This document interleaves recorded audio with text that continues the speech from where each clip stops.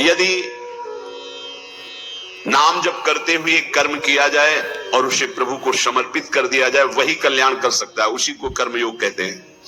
अगर नाम जप नहीं और प्रभु को समर्पित नहीं किया गया, न शोभते ज्ञानमलम निरंजनम, यदि नाम जप नहीं है, भगवत भक्ति नहीं है, तो तुम्हें ज्ञान हो गया है निरंजन का, वो शोभा को प्राप्त नहीं होता है। जितने परम शुद्ध ज्ञानी हैं वो भगवान का भजन करते मिलेंगे, चाहे शनकादि हो, चाहे भगवान शंकर हो, चाहे शुक्राचार्य हो, परमहंस श्री सुखदेव जी या परम ज्ञानी जनक जी महाराज। ये जिनको न पूर्ण ज्ञान है और न पूर्ण ज्ञानी है, ये खंडन मंडन की बातें होती रहती है। मायातीत त्रिगुणातीत पर ब्रह्म का ज्ञान भी वो सुशोभित नहीं होता जिसमें भगवत चर्चा ना सुनी जाए, भगवान का नाम जप न किया जाए। यदि निष्काम कर्म किया जाए, उसमें भगवत भावना नहीं है, नाम जप नहीं, तो वो कर्म भी कल्याण नहीं कर सकता। कुतः पुनः शाश्वत भद्रमीश्वरम, फिर और साधन ये जो अमंगलकारी हैं संसार के भोगों की, इनसे क्या कल्याण हो जाएगा।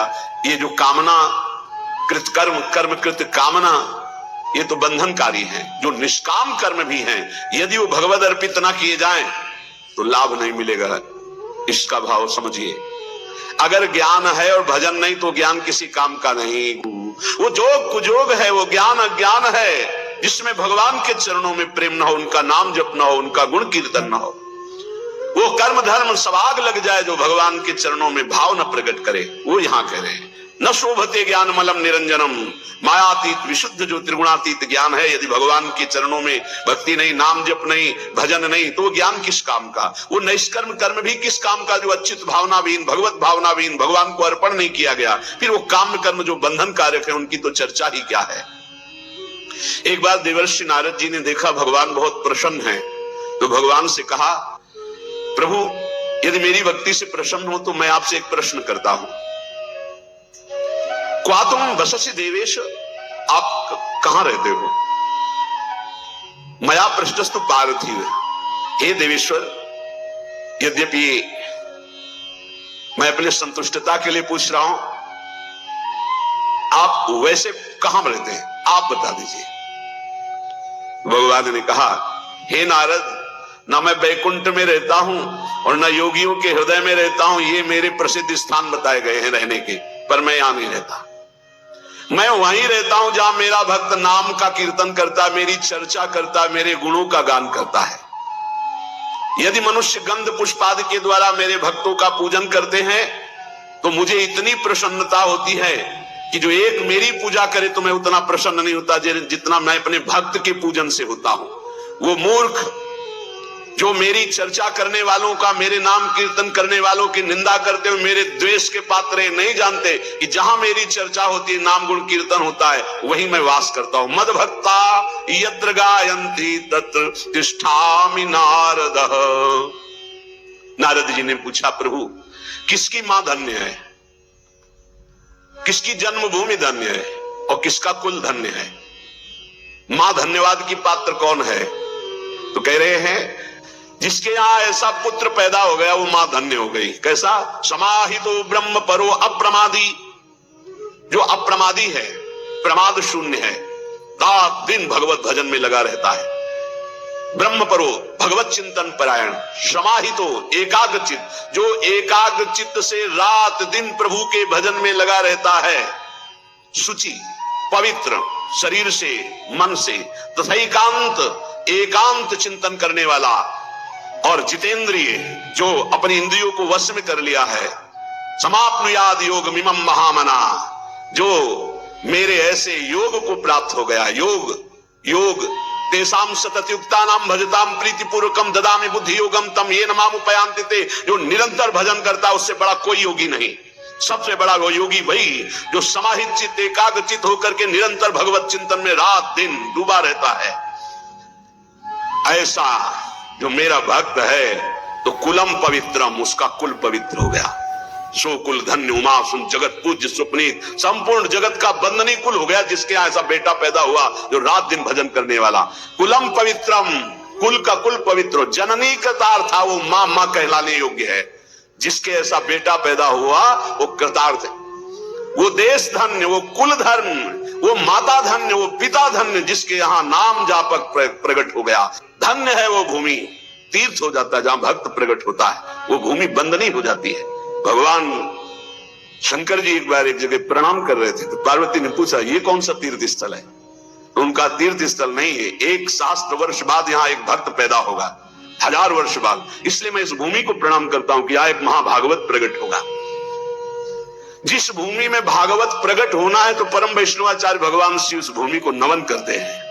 जो हरि का भजन करने वाले भगवान शंकर बहुत प्यार करते हैं उनको। मार्कंडे जी को बुलाए, भगवान शिव पार्वती दर्शन देने गए तो उन्होंने पूछा कभी ध्यान नहीं किया आपका, कभी बुलाया नहीं, आप क्यों आए प्रभु? तो उनका जो मेरे हरि का भजन करता है उस पर मैं बहुत द्रवित होता हूं और अपने आप कृपा करता हूं। तो धन्य है उसकी मां जिसके ऐसा पुत्र पैदा हुआ रात दिन भजन करने वाला। नहीं तो एक माँ ऐसी भी है जो अभी सुनाया हमने कि एकांतिक में वो कह रहे थे कि माँ ने मोबाइल तोड़ दिया, अगर सत्संग सुनोगे तो मोबाइल तोड़ दिया। पिता ने कहा कि तुम्हें हमारी कसम अगर वृंदावन गए बाबा की बात सुनी। तो ये भी बात है। और एक वो है जो जननी का तार था। एक माँ आई थी और उसने बताया कि हमारे बेटे ने कहा कि अब दोबारा हमारे सामने मत आना, मैं आपको प्रणाम करता हूं क्योंकि आप आती हो तो हमारे मन में विक्षेप होता है। बोले हमने भी निश्चय किया कि अपने बेटे को अब कभी विक्षेप नहीं, मैं भले ही राधा केलकुंज में किसी जगह छुप के उसको देख लूं लेकिन अब कभी सामने नहीं जाऊंगी महाराज जी। वो भी शिष्य है। तो उनका धन्य है आपकी त्याग निष्ठा जिससे उसका भी और श्री जी की सेवा में रात दिन बना रहता है। ये है निष्ठा है, ये है जननी, पवित्र जननी, जिनकी कोख पवित्र हो गई, जिनका जीवन धारण करना पवित्र हो गया, गर्भ धारण करना पवित्र हो गया। जननी कृतार्था। जब श्री ध्रुव जी परम पद पर आरूढ़ होने के लिए विमान पर विराजमान हुए तो उनको याद आई अपनी माँ और भगवत पार्षदों से कहा मेरी माँ की क्या गति होगी, क्योंकि मैं अपनी माँ का अकेला पुत्र हूं, कोई माँ का प्यार करने वाला नहीं था। महाराज तो सुरुचि को प्यार करते थे, तो मेरी माँ की क्या दशा हुई होगी। तो उनका वो जो आपसे भी तीव्र गति से चमकता हुआ विमान आगे जा रहा है उसमें आपकी माँ जा रही भगवान के धाम को। अश्रु आगे कि भगवान आप कितने कृपालु। प्रहलाद जी ने जब देखा कि भगवान नरसिंह प्रसन्न हुए तो उनका प्रभु वैसे तो मांगने की कोई इच्छा नहीं पर एक जानने की इच्छा है। मेरा पिता कहलाने वाला हिरण्यकश्यप आपसे द्रोह करता है, आपकी निंदा की तो उसे अवश्य नरकों की प्राप्ति होगी। नाथ क्या पिता कहलाने का अधिकार उनको प्राप्त हुआ इस शरीर का, तो क्या प्रभु उनकी नरक से उद्धार हो जाएगा? तो उनका तुम्हारे जैसा पुत्र जिसका हो 21 पीढ़ियां परम पद पे चली जाती। हिरण्यकश्यप तो मेरा पार्षद है, मेरी केवल लीला के लिए वो ऐसा कर रहा है, वो तो परम पद का अधिकारी था, है और रहेगा। अरे तेरे जैसा भक्त पैदा हो जाए तो 21 पीढ़ियां उस कुल की उद्धार हो जाती है। जननी कृतार्थ था। अब वैष्णव किसे कहते हैं, कैसे आचरण हो जिन्हें वैष्णव कहा जाता है। बहुत सुंदर देवर्षि नारद जी परम वैष्णवाचार्य हैं, वो वर्णन करते हैं। प्रशांत चित्ता, जो हर समय शांत चित्त रहते हैं, कैसी भी परिस्थिति हो, चाहे दुखद हो, चाहे विषम हो, चाहे जैसी परिस्थिति, संतुष्टा इनके नया, ये परम गुरु मंत्र है, इसे पकड़ लो। कल हम उपासकों से कह रहे थे शरीर का रोगी होना कोई खास बात नहीं, शरीरम व्याधि मंदिरम है, विचार रोगी ना होने पावे, तुम्हारा दिमाग रोगी ना होने पावे। एक कला है, कला परमार्थ की कला है, युक्ति से मुक्ति। हमारी प्रार्थना मान लीजिए, शरीर आज स्वस्थ है तो आप अपने दिमाग में एक कला पैदा कर लो कि तुम्हारा दिमाग कभी रोगी ना होने पावे। शरीर भोगी है, रोगी है, बड़ा नीच है, लेकिन दिमाग उत्तम विचार है, विवेक उत्तम है, गाड़ी पार हो जाएगी। दिमाग रोगी नहीं है तो श्री जी की कृपा से, गुरु जी की कृपा से दहाड़ रहे। दिमाग रोगी हो जाए तो शरीर स्वस्थ होने पर भी डिप्रेशन में पहुंच जाओगे। घोर अस्वस्थ शरीर और दिमाग रोगी नहीं है तो मस्ती ही मस्ती है, दिमाग रोगी ना होने पाए। प्रशांत चित्ता सर्वेशाम सौम्या, सौम्य शांत, संतुष्टा येन केनवा, ये वैष्णव का परम धर्म है। कैसी भी परिस्थिति हो अशांति नहीं आनी चाहिए, और ये तभी होगी जब पाप कर्म नहीं होंगे। अगर पाप कर्म होंगे तो प्रशांत चित्ता सौम्या आप नहीं हो सकते, सौम्य नहीं हो सकते, प्रशांत चित्त नहीं हो सकते। आगे लिखा है काम जितेंद्रिया, वैष्णव काम पर विजय प्राप्त किए होता है क्योंकि हरि का दास होता है। जहां काम तहां राम नहीं, जहां राम नहीं काम, वो काम का गुलाम नहीं होता वैष्णव कभी, वो हरि का गुलाम होता, हरि का दास होता है, इसलिए सारे विकारों पर विजय प्राप्त करता है। काम जितेंद्रिय, काम पर विजयी, काम विजयी होता है भगवान का भक्त। प्रशांत चित्त, सबसे सौम्य कोमल बर्ताव और इंद्रिय विजयी, शरीर से, मन से, वाणी से कभी किसी से दुश्मनी स्थापित नहीं करता वैष्णव। वैष्णव अजात शत्रु होता है। हरिवंश नाम लीन, जो नाम जप करने वाले हैं, जो आचार्य शरणागत हैं, जो वैष्णव हैं, वो अजात शत्रु हैं। याद रखो, अगर आप किसी से द्रोह रखते हैं, दुश्मनी रखते हैं, तो आप वैष्णव नहीं, भगवान के प्रिय नहीं है। आप क्षमावान, सुख दुख में समान भाव रखने वाला, किसी से भी ममता और अहंकार न करने वाला, सबसे मित्रता और करुणा का व्यवहार करने वाला, कभी किसी से द्रोह न करने वाला भक्त मुझे प्राण प्रिय है। मन वचन कर्म से किसी से भी द्रोह ना हो। तुमसे कोई दुश्मनी रखे, तुम्हारे हृदय में उसके प्रति दुश्मनी ना हो, ये वैष्णव का लक्षण है। काम विजयी, प्रशांत चित्त और सौम्य सरल स्वभाव, मन वाणी कर्म के द्वारा किसी को भी दुख न देना, द्रोह न करना। दयार्द मनुष्यो नित्यम, जिसका चित्त भगवत भजन से द्रवीभूत है, सब पर करुणा करने के लिए उतावला रहता है। वैष्णव का हृदय कैसा रहता है? सब पर करुणा करने। क्या करूं कि इनको सुख पहुंच जाए, क्या दे दूं, कैसे इनको प्रसन्न कर लूं, कैसे इनका हृदय आह्लादित हो जाए, ये वैष्णव का हृदय होता है। दयार्द मनुष्यो नित्यम, क्यों? दया समुद्र भगवान का भजन करते तो उनके हृदय में दया की हिलोरे, करुणा की हिलोरे उठती है। स्तेयम हिंसा परांग मुखा, वैष्णव कभी चोरी नहीं कर सकता, वैष्णव कभी किसी की हिंसा नहीं कर सकता। गुणेषु परकारेषु पक्षपात मुदान्विता, वो सदैव भगवत पक्षपाती होता है वैष्णव। जो भगवान का नाम, भगवान का गुणगान करते, उन्हीं से हमारा संबंध रहता है। और जो भगवत विमुख हैं, जो भगवान की निंदा करते हैं, बोले पक्षपात मुदान्विता, भक्त का हृदय पक्षपाती होता है। श्री आचार्य चरण वल्लभाचार्य जी के एक बड़े पदाधिकारी शिष्य थे, तो एक गरीब शिष्य कर नहीं चुका पाया था, तो उसको बंदी बना करके जेल में डाल दिया और फिर बड़ी भेंट लेकर के आचार्य चरणों में आए। पूज्य श्री वल्लभाचार्य जी ने कहा, तुम जानते हो जिसको जेल में डाला है वो कौन है? तो उनका हाँ भगवान। कौन है? तो नाम पता बताया। नहीं, कौन है? तो उनका दिमाग पहुंचा, उनका भगवान हमारा गुरु भाई है। हाँ, तो तुम्हारे भाई का अगर ऋण होता, कर ना चुका पाता, तो तुम जेल में डालते या कर चुकाते? उनका कर चुकाते। तो गुरु भाई के प्रति तुम्हारा बर्ताव क्या रहा? उसे जेल में डाल दिया। उठाओ भेंट अपनी बात से, जाओ मैं तुम्हारा त्याग करता हूं। चरणों में गिर गए, प्रभु क्षमा करो, मैं तुम नष्ट हो जाऊंगा यदि आप त्याग कर दे, मेरा जीवन आप हो, मेरे से त्रुटि हो गई। तो बोले कर भरो जाकर और उसे मुक्त करो। वो गरीब है, भाई की तरह बर्ताव करो। कह रहे पक्षपात मुदान्विता, वैष्णव पक्षपाती होना चाहिए। जो हरिवंश को नाम सुनावे, तन मन प्राण तासु बलिहारी, जो हरिवंश उपासक सेवे, सदा से ऊता के चरण विचारी। सेवक जी महाराज कह रहे, जो हरिवंश बोले तो तन मन प्राण न्योछावर कर दूं। गोस्वामी तुलसीदास जी कहे, तुलसी जाके मुख से धोखे निकसत राम, ताके पक्की पक्तली मोरे तनु की चाम। ये वैष्णव धर्म है। राम कृष्ण हरि कोई बोले उसके चरणों में झुकना आना चाहिए। अगर ऐसा नहीं तो आप वैष्णव नहीं है, आप भगवान के निज जन नहीं है। पक्षपात मुदान्विता, किसी वैष्णव को कष्ट है तो ऐसा समझो जैसे अपने ऊपर कष्ट है, अपने सगे भाई पर कष्ट है। सदाचार वदाताश्च परोत्सव निजोत्सवा, सदैव सदाचार परायण, सदाचार सद महापुरुष जिन आचरणों को किए हैं उन्हें सदाचार कहते हैं। जिनको मना किया जाता है ऐसे आचरण न करो, ये न खाओ, न ये पियो, ऐसे मत बोलो, ऐसे मत चलो, ऐसा मत करो, वो असद आचरण है। जिन्हें सद आचरण करने वाले महापुरुषों ने प्रमाणित किया, वही सद आचरण करने चाहिए। वैष्णव कैसा होता है? बोले सदाचार वदातश्च, उसकी वाणी में, उसके जीवन में, उसके चरित्र में सद आचरण होंगे। और परोत्सव निजोत्सवाहा, वो जब कोई उत्सव मना रहा है, आनंदित है, सुखी है, तो इस बात को देखकर वो सुखी हो, जलन नहीं होगी कि अरे इसका बड़ा यश हो रहा है, इसकी बड़ी कीर्ति हो रही। ये वैष्णव में नहीं होता। वो भले कंठी तिलक बांधे, यदि ईर्ष्या करता है तो वो वैष्णव नहीं है। देख करके ही मुस्कुराहट आ जाए और प्रणाम की मुद्रा हो जाए, ये वैष्णव का स्वरूप है। किसी भी संप्रदाय के संत नाम जापक वैष्णव, आपको बताएं, पूरे विश्व के महात्मा हमारे बाप हैं। हम आपको हृदय की बात कह रहे हैं।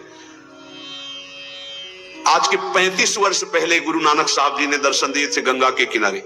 निज जनों को हितधाम में भी बताया था और यहां भी बताया था। एक ऐसे पट्टी पड़ी हुई थी, जो शब्द लिखे थे, मुझे पंजाबी आती नहीं, पंजाबी अक्षरों में लिखे हुए थे, और गंगा के किनारे रेती में बैठे हुए थे तो देखा ऐसे नानक साहब विराजमान है, गंभीर शांत मुद्रा। बार बार हम कोशिश करते थे उन शब्दों को पर हमको उस ज्ञान नहीं उसका, तो केवल एक ऐसे जैसे दुपट्टा ऐसे हो, ऐसे दुपट्टा उसमें कुछ अक्षर लिखे हुए थे। अपार श्रद्धा इन महापुरुषों का वही होता है जो इनकी आज्ञा के अनुसार चले। ध्यान रखना, ये जितने सिद्ध महापुरुष भगवत प्राप्त हैं, तुम लाखों कोस दूर से अगर इनकी आज्ञा का पालन करोगे तो तुम जानते भी नहीं हुए तुम पर अपार कृपा उड़ेल देंगे। और जो निज जन कहलाते अगर उनकी आज्ञा के विरुद्ध है तो पाई भर कृपा नहीं प्राप्त कर सकते। महापुरुषों का पक्षपात होता है उनकी आज्ञा का पालन कर, जो गुरुवाणी के अनुसार चले उस पर कृपा बरसेगी, गुरुवाणी के विरुद्ध चले तो कहलाए उनका तो उनको वो कृपा की रेख भी नहीं पा सकता है। ये देखा गया, हम तो जानते भी नहीं थे, तब कृपा हुई थी, तब कृपा हुई थी। और एक महापुरुष में एक से एक बड़े महापुरुषों का सानिध्य गुरु कृपा से प्रकट अप्रकट होता ही रहता है। पक्षपात मुदान्विता, ये हृदय में पक्का समझ लो, विश्व के जितने संत हैं इन सबकी एक साथ कृपा उदय होती, तब जाकर के भगवदानंद की ऊंचाई पर पहुंचता कोई साधक। सबकी कृपा हो, सब हमारे हैं, कभी हमको ऐसा नहीं लगा कि कोई गैर है, कोई और है ऐसा लगा ही नहीं, कोई और है ऐसा लगा ही नहीं। सच्ची तुम्हें कहते, जिधर देखो उधर अपना ही स्वामी नजर आ रहा है। सर्वान्वस्ततया निरीक्ष परम स्वाराध्य बुद्धि, मेरे आराध्य देव नजर। और इतना प्यार ये महापुरुष कर रहे हैं, तुम्हें हम कैसे बताएं? तुम्हें क्यों लगता है ऐसा? नहीं, ये सब हमारे हैं। ऐसा प्यार इनका उदय हो रहा है कि रोते ही बनता है बस, और कुछ नहीं बनता। ये सब हैं जिनकी समझ में आता हो कि अंतर्ध्यान हो गए, उनकी समझ में आता है वो हैं, अभी हैं, इसी क्षण हैं, ईश्वर व्यापी तत्व हो चुके हैं, यही हैं, जहां पुकारो वही विराजमान है। पक्षपात मुदान्विता, ये पक्षपाती हैं। किस बात के? जो इनकी आज्ञा का पालन करे, जो इनके उपदेश के अनुसार चले, उसके पक्षपाती है। परोत्सव निजोत्सवाहा, वैष्णव दूसरों को सुखी देख करके सुखी होता है, दूसरों को देखकर जलता है, ऐसा वैष्णव नहीं होता। वो सर्वत्र अपने आराध्य देव को देखता है, मेरे वासुदेव भगवान सर्वत्र विराजमान है। और दीनानुकंपिनो नित्यम रसम परिहितैषिणः, वो सदैव दैन्य स्वयं होता है और दीनों पर अनुकंपा करता है। रसम परिहितैषिणः, दूसरे के हित के लिए अगर प्राण देना पड़े तो दे देंगे, यही है संतों का धर्म। परहित लागी तजय जो देही, आज आप सुनेंगे, आज सुनेंगे कि संत में कितनी बलिदान की सामर्थ्य होती है। परहित लागी तजय जो देही, संतत संत प्रशंसहि देही। परिहितैषिणः, दूसरे के हित के लिए, मंगल के लिए अपने प्राणों की आहुति दे दी महापुरुषों ने। राजोपचार पूजायाम लालना स्वकुमारवत, वैष्णव अपने आराध्य देव को अपने पुत्र की तरह दुलार करता है, राजोपचार, अच्छी अच्छी सामग्रियों से। ये वैष्णव धर्म नहीं कि तुम हलवा और चाय गटक रहे हो, प्रभु को चिरौरी रखे आए गोपाल जी के सामने। रख दो चिरौरी, सुबह से शाम तक एक गिलास में पानी और चिरौरी, और तुम विविध पकवान पा रहे हो। ये वैष्णव धर्म नहीं, ये वैष्णव का स्वभाव नहीं होता। विषयी पुरुष है वो, वैष्णव का नाटक कर रहा है। वैष्णव कैसा? राजोपचार पूजायाम लालना स्वकुमारवत, जो कुछ हमारे पास है, तो जैसे हम अच्छे से अच्छे पदार्थ अपने पुत्र को पवाते हैं, ऐसे लिखा है स्वकुमारवत, स्वकुमारवत, अपने पुत्रवत भगवान की सेवा करें। कृष्ण सर्पादि उभयम बाहे परिचरन्ति, जो विषयी पुरुष है, पापी पुरुष है, अविवेकी पुरुष है, जो भगवान से द्रोह करने वाला है, उनसे ऐसे डरो जैसे काले सर्प से डरा जाता है। कृष्ण सर्पादि उभयम बाहे परिचरन्ति।